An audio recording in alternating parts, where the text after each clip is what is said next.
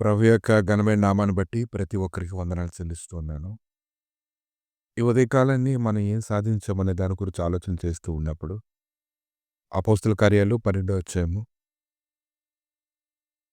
5 వచనాన్ని చూచినప్పుడు, పేతురు చెరసాలలో ఉంచబడిన సంఘమైతే అతని కొరకు అత్యాశక్తితో దేవునికి ప్రార్థన చేయుచుండెను.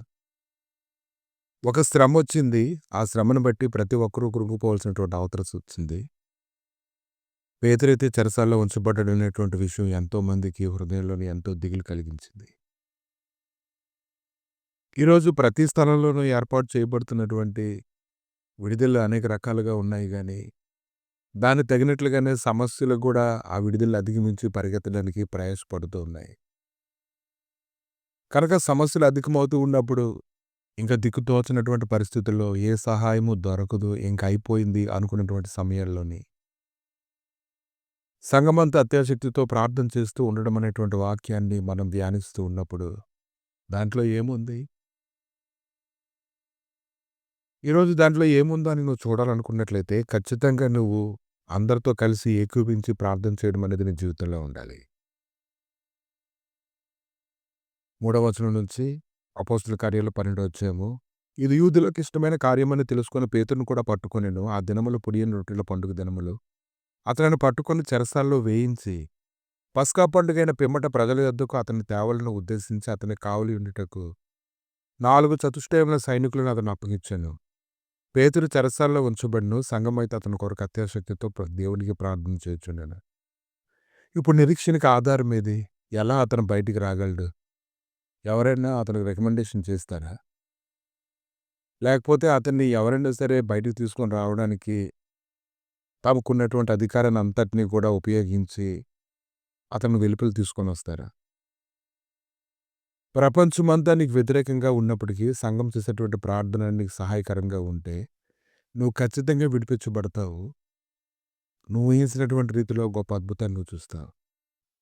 హేరోదు అతన్ని వెలుపలకు తీసుకొని రావాలని ఉండగా రాత్రియే పేతురు 2 సంకెళ్లతో బంధింపబడి ఇద్దరు సైనికుల మధ్య నిద్రించుండెను. మరియు కావలి వారు తలుపు ఎదుట చెరసాల కాచుకొనుచుండిరి.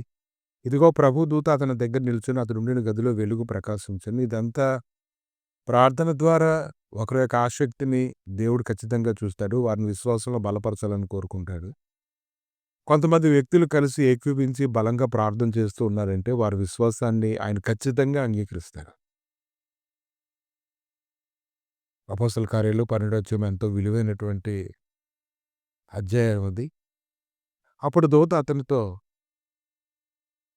అతడుండిన గదిలో వెలుగు ప్రకాశించెను. దూత పేతురు ప్రక్కను తట్టి త్వరగా లెమ్మని చెప్పి అతని లేపగా సంకెళ్ళు అతని చేతి నుండి ఊడిపడెను. అప్పుడు దూత అతనితో నీవు నడుము కట్టుకొని చెప్పులు తొడుక్కొనమనెను.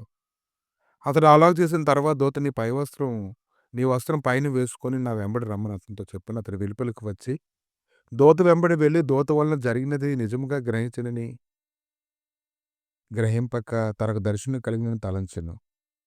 మొదటి కావలిని రెండవ కావలిని దాటి పట్టణంలోకి పో వినపగవుని వద్దకు వచ్చినప్పుడు దానంతటదే వారు తెరుచుకొను. వారు బయలుదేరి ఒక వీధి దాటిన వెంటనే దూత అతను విడిచిపోయాను. అసలు ప్రార్థన చేసినటువంటి వాళ్ళని నమ్మలేకపోతూ ఉన్నారు. పేతురు వచ్చాడు తలుపు కొడుతున్నాడని. వారైతే అత్యాశక్తితో ప్రార్థన చేస్తున్నారు. అత్యాశక్తితో ప్రార్థన చేయడానికి నువ్వు ఏకీభించే మనసు నీకు ఉండాలి. అందరితో కలిసి పని చేయడానికి కూడా నిన్ను సమాధానపరుచుకోగలగాలి. ప్రతి ఒక్కరు కూడా ఇటువంటి ఆసక్తి కలిగి ప్రార్థన చేసినప్పుడు ప్రతి సమయంలో కూడా దేవుడు ఖచ్చితమైనటువంటి సమాధానం ఇవ్వడానికి ఆయన శక్తిమంతుడై ఉన్నాడు. కానా పెళ్లి విందులో తన శిష్యుల్ని అతను బలపరచాలనుకున్నాడు. వివాహం అంతా కూడా సక్రమంగా జరగాలని అతను కోరుకున్నాడు. ఈరోజు అందరూ కలిసి ఏకీభించేసేటువంటి ప్రార్థన అదెంతో శక్తివంతమైంది. దానిలో నువ్వు పాల్గొవాలి, ఏకీభించాలి, ప్రార్థన చేయాలి. నువ్వు ఎవరి కోసం అయితే ప్రార్థన చేస్తున్నావో వారి కోసమే కాదు, వెంటనే నీ జీవితంలో కూడా అటువంటి కార్యాలు జరగడం నువ్వు చూస్తావు. కనుక సాధించారు వారు. ఎలా సాధించారు? అందరూ కలిసి ఏకీభించడం ద్వారా సాధించారు. ప్రభా ఇదిగో తండ్రి నీ దయగలిగిన హస్తాలకు అప్పగించుకుంటుండగా ఏకీభించి ప్రార్థన చేయడం ద్వారా ప్రభా నాయన అది చెరసాల పునాదులైన కదిలింపగలిగిన శక్తిని నువ్వు అనుగ్రహించడానికి శక్తిమంతుడు కనుక తండ్రి నీ కృప యొక్క సన్నిధి తండ్రి ప్రతి ఒక్కరి మీద కుమ్మరిస్తున్నందుకు నీకు స్తోత్రం నాయన. ఏకీభించి ప్రార్థన చేసేలాగా ప్రతి ఒక్కరికి సమయాన్ని అనుగ్రహించి కృపను అనుగ్రహించి వారు నీ సన్నిధిలో ప్రయాసపడుతుండగా ప్రభు అనేక బంధకములు విడిపోయినట్లుగా సహాయం అనుగ్రహించి నీ రాజ్యం విస్తరించబడినట్లుగా సహాయం తెచ్చేయమని మహిమ పొందమని యేసుక్రీస్తు నామములు అడిగి వేడుకుంటున్నాము తండ్రి. ఆమె